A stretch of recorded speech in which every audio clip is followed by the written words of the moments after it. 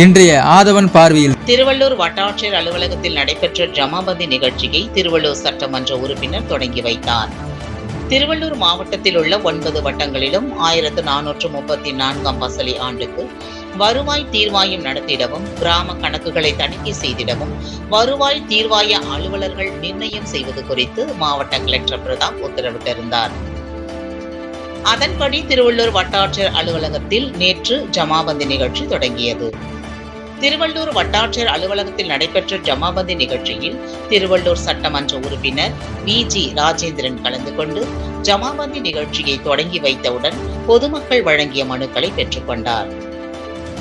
20ஆம் தேதி முதல் ஜூன் 6ஆம் தேதி வரை 9 குறுவட்டங்களில் உள்ள 165 கிராம பஞ்சாயத்துகளுக்கான மனுக்களை பெறுவதற்கு மொத்தம் 12 நாட்கள் ஒதுக்கப்பட்டுள்ளது.